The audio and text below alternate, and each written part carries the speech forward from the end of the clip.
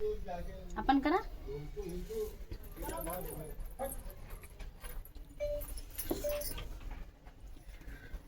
एक कहावा गीत सुनिए भाई बहन। आप लोग को अच्छा लगे तो कमेंट शेयर में जरूर बताइएगा। कहवा से आम पियवा काली से भवानी मोर भवानी हो। कहवा से आम महादेव मोर भवानी हो।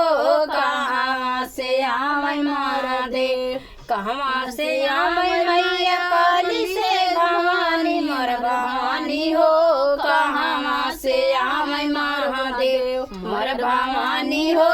कहवा से आम महादेव पूर्वा से आम मैया काली से भवानी मोर भवानी हो। पछुआ से आम महादेव मोर भवानी हो। पछुआ से आम महादेव केतुआ से आम मैया काली से भवानी मोर भवानी हो।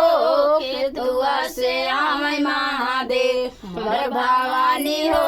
केतुआ से आम महादेव डोलिया खटोलिया आम काली से भवानी मोर भवानी हो। मोर भवानी हो। पछुआ डोड़िया बायलवा महादेव मोर भवानी हो। डोड़वा बायलवा महादेव मोर भवानी हो।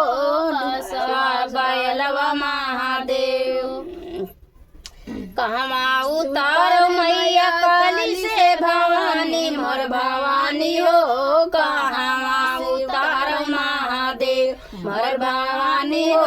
कहवा उतार महादेव पिपरा चल बिया चौरवा उतर काली से भवानी मोर भवानी हो। पिपरा चौरवा महादेव मोर भवानी हो। पिपरा चौरवा महादेव मोर भवानी हो। पिपरा चौरवा महादेव काऊ पूजनिया लेली काली से भवानी मोर भवानी हो। काऊ पूजनिया महादेव मोर भवानी हो। काऊ पूजनिया महादेव पियरी करहिया लेहनी काली से भवानी मोर भवानी हो। मोर भवानी हो। भागिया धतुरवा महादेव मोर भवानी हो।